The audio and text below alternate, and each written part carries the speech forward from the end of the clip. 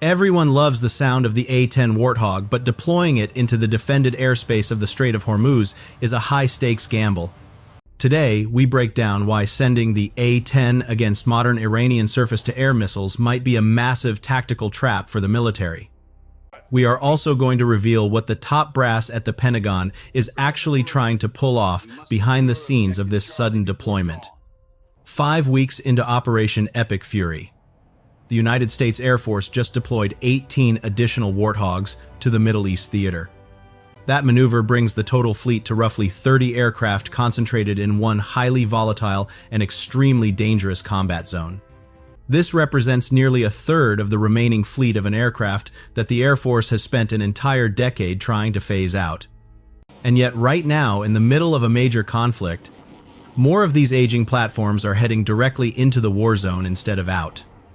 The question that every military analyst and veteran is asking right now is why the Pentagon would make such a contradictory move. Because in the highly contested Strait of Hormuz, the Air Force discovered a problem that billions in fifth-generation tech cannot solve. That problem is telling a harmless fishing boat from a deadly fast attack craft when they are hiding among thousands of civilian vessels. The F-35 has a highly advanced sensor suite that is literally worth more than the entire airplane it is actively trying to replace. Yet, despite all that futuristic technology, it still cannot distinguish a fast attack craft from a simple fishing dhow at 500 knots. The A-10 pilot can do this because at 300 knots through a bubble canopy, the human brain has enough time to accurately process. The pilot can see and identify the exact threats that no advanced algorithm has ever been taught to distinguish in real time. The Strait of Hormuz is no longer a permissive airspace. It is a highly lethal A-2AD environment saturated with advanced radar systems. Iranian coastal defenses are heavily fortified with the indigenous Khordad, 15 air defense network designed to destroy fighter jets. Critics argue that without absolute air superiority, the A-10 transitions from a heavy tank killer to a massive, low and slow liability. Operating an aging attack aircraft near the coastline exposes the pilot to immediate lock-on from modern mobile surface-to-air batteries. The reaction time for these advanced shore-based defensive networks is incredibly short when dealing with a subsonic approaching aircraft. We have to ask whether the brute force of a heavily armored jet can truly survive a modern anti-access area denial tactical environment. Flying at an altitude of 3,000 feet means the platform appears as a massive glowing target on every hostile coastal radar screen. The legendary titanium bathtub protecting the cockpit is completely useless against a direct hit from a high-velocity radar-guided missile. This beloved airframe simply lacks the dynamic maneuverability required to effectively evade multiple incoming supersonic radar threats. Without any stealth capabilities to mask its presence, the slow-moving jet becomes a highly predictable and vulnerable target in the sky. Sending these unprotected planes into such a lethal zone seems to completely contradict every established doctrine of modern aerial combat. However, military planners are not foolish, meaning there is a hidden operational layer to this seemingly suicidal deployment strategy. The presence of these vulnerable attackers in the most heavily defended region of the globe points toward a brilliant asymmetric deception. Let us examine the brilliant asymmetric bait-and-switch strategy that explains why the Pentagon sent these planes to the Middle East. Deploying these older jets is not just about shooting boats.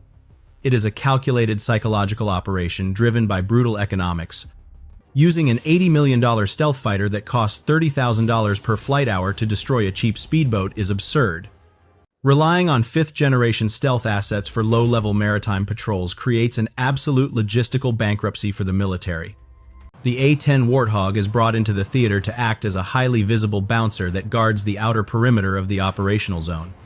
By flying low and slow near the coastline, this heavily armed aircraft serves as the ultimate irresistible bait for enemy air defenses. This provocative tactical presence forces the enemy to activate their advanced Khordad 15 radar systems to secure a target lock. The moment those hostile surface-to-air tracking stations power up and emit signals, they instantly reveal their exact hidden locations. Once the enemy defensive network is fully illuminated, the real predators loitering high above in absolute stealth can finally strike.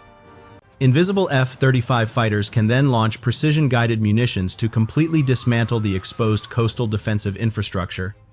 The slow-moving attack jet takes all the risk, while the expensive stealth platforms execute the decisive blow from complete safety. This tactical deception proves that the aging airframe still holds immense strategic value in a modern and highly saturated battle space. Picture the crowded waters of the Strait of Hormuz from an altitude of exactly 3,000 feet above the chaotic surface. Below you are 3,200 civilian vessels, including massive container ships and local commercial fishing trawlers. Somewhere hiding among those innocent civilian ships are highly lethal IRGC vessels operating as coordinated FIAC swarms. The Warthog is tasked with countering IRGC FIAC swarms, acting as the ultimate anti-swarm platform in this contested region. These dangerous enemies keep their engines off and pull heavy canvas tarpaulins directly over their loaded rocket launching rails. They are intentionally painted the exact same sun-bleached blue color as every single ordinary fishing boat floating around them. When viewed from high altitude through a state-of-the-art infrared targeting sensor, they all look like identical thermal blobs. The advanced optical camera registers a warm engine and a warm hull sitting motionless in a vast expanse of heated ocean water. The incredibly expensive technological sensor sees the physical contacts, but it completely fails to understand the actual context. This tragic flaw proves that high-altitude thermal detection is practically useless against a cleverly disguised asymmetric enemy. A stealth fighter cruising thousands of feet above the sea cannot properly identify the malicious intent hidden under a dirty tarp. Only an aircraft flying dangerously close to the surface can cut through the massive sea clutter and visually confirm the real threat. To fully understand this visual advantage, we must examine the complex physics of angular velocity and angular acceleration. When a fighter jet flies over a target, that target rapidly sweeps across the pilot's field of view at a specific measurable rate. Physicists define this rapid movement across the human retina as angular velocity, which increases dramatically at higher speeds. Not only is the angular velocity critically important, but the angular acceleration also dictates how the pilot judges the distance. For a given sight angle, the angular acceleration acts as an exact mathematical indication of the remaining range to the ocean surface. As the military aircraft gets closer to the water, the pilot can clearly see significantly more contextual detail on the ocean surface. Furthermore, the human eye does not smoothly track at a constant rate, but instead moves in a rapid series of incredibly small steps. These tiny visual pauses deliberately enable the incoming complex optical information to be properly processed and sent to the brain. At the exact same time, the pilot scans the massive field of view by moving their head to collect vital visual data from the target. This beautiful combination of raw physics and human biology creates an organic processing unit that no algorithmic sensor can match. The underlying mathematics perfectly explain why a human looking through a window is functionally superior to a digital camera lens. An F-35 crossing the designated combat sector at high altitude generates an incredibly high angular rate across the canopy. Fast-moving targets transit the narrow field of view too briefly for the human eye to process any meaningful visual detail. The fighter pilot cannot rely on looking outside the window and must look down at the advanced electro-optical targeting system. This highly sophisticated digital sensor detects thermal anomalies and diligently marks potential contacts on the glass display. But the machine strictly sees temperature variances and completely fails to comprehend the hostile intent of the unknown vessel. Conversely, an A-10 flying at a much lower speed operates at a significantly reduced angular rate through a clear bubble canopy. The veteran pilot brain seamlessly executes a complex evaluation process that absolutely no digital sensor can ever replicate. The human operator will visually scan the chaotic line of civilian vessels to carefully contextualize the surrounding maritime area. They instantly classify whether they are looking at standard fishing nets or heavily concealed military-grade antenna arrays. Finally, the pilot must decide if the isolated contact meets the strict operational threshold for positive combat identification. That four-step cognitive process of scanning and contextualizing and classifying and deciding requires critical physical dwell time. High-velocity flight completely strips away this precious time and dramatically increases the terrifying risk of collateral damage. the legendary 30mm Gatling gun, and its iconic roaring sound, have terrified enemies for over 4 decades of brutal combat. While that massive cannon is an absolute engineering marvel, it is no longer the primary reason this aircraft remains in the active fleet. What the A-10 lacks in stealth, it makes up for with massive loiter time, allowing it to provide persistent coverage over the choke points. This unprecedented time on station means the attack jet can relentlessly circle the chaotic battlefield for hours without needing to refuel, maintaining a constant, highly visible aerial presence over the contested waters creates an impenetrable shield for the Allied naval fleet. The aging airframe essentially functions as a dedicated guardian angel, one that refuses to abandon the vulnerable surface ships down below. Modern stealth fighters simply cannot afford to burn their expensive fuel, while slowly orbiting a single tactical location for many hours. They are designed to quickly penetrate enemy airspace, drop their advanced precision payloads, and immediately fly back to a secure airbase. Extended time on station allows the veteran pilot to monitor developing threats and instantly adapt to sudden enemy movements on the water. This relentless persistence above the ocean surface guarantees that hostile attack boats can never orchestrate a surprise ambush unpunished. Many military veterans in the comments strongly argue that the MH-60R Seahawk helicopter is the ultimate #1 option here. This advanced naval rotary wing platform carries a deadly payload of precision-guided Hellfire missiles specifically for this job. Unlike the fixed-wing attack jet, the Seahawk possesses an incredibly excellent maritime surface search radar to detect speedboats. A hovering helicopter completely eliminates the problematic angular velocity equation by simply matching the exact speed of the boat. The trained crew can carefully examine a suspicious civilian vessel from a stationary aerial position without rapidly flying past it. Furthermore, these highly capable naval helicopters can launch directly from Allied cruisers and destroyers already in the perilous Gulf. This forward deployment capability entirely removes the absolute necessity for maintaining massive, vulnerable land-based runway strips.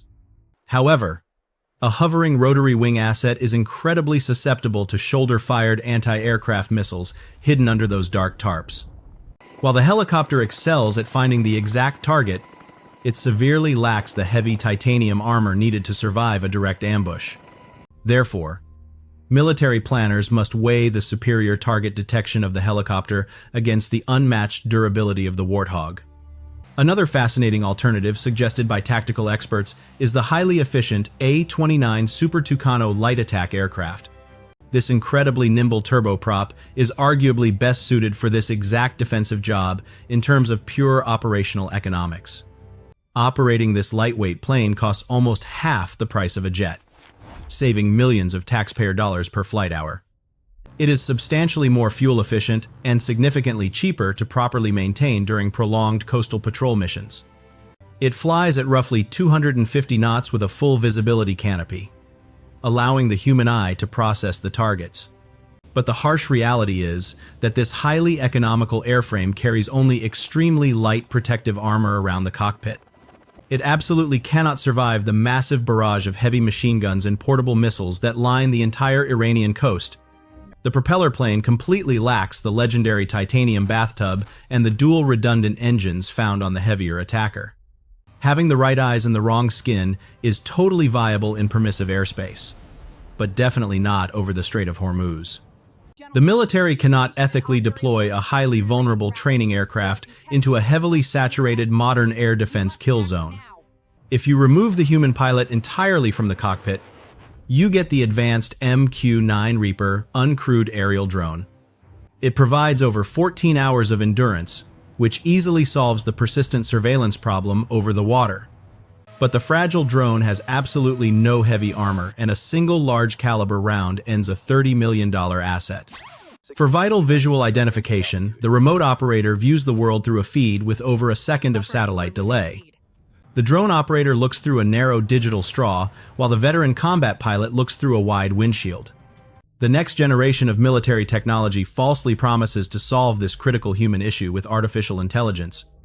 However, modern assessments clearly describe current artificial intelligence visual recognition software as incredibly brittle.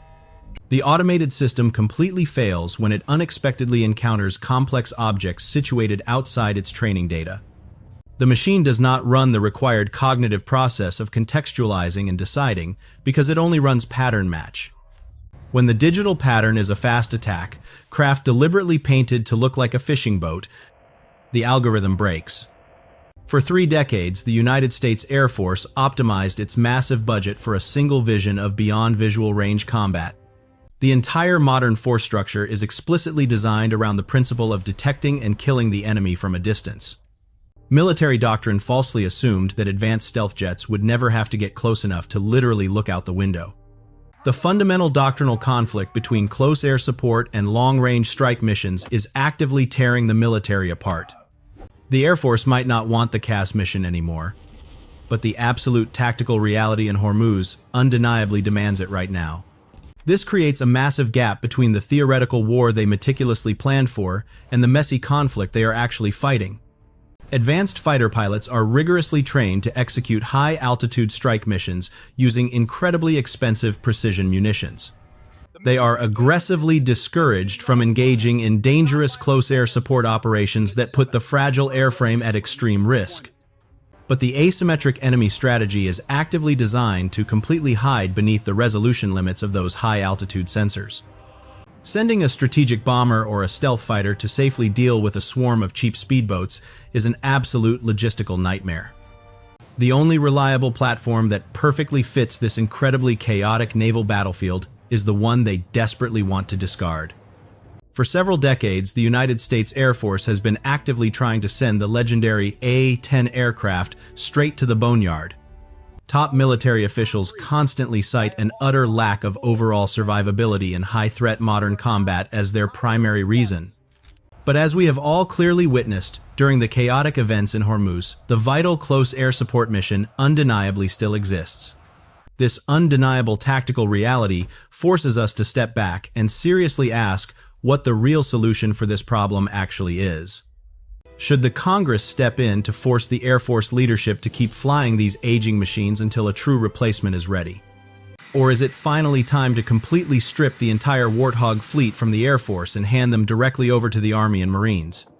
Please drop down into the comments section below and let me know your detailed tactical assessment of this massive ongoing military debate.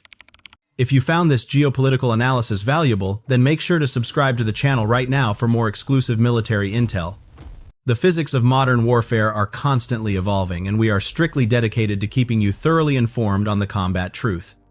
Until our next intelligence briefing, always remember to stay vigilant, because the modern geopolitical landscape is rapidly shifting.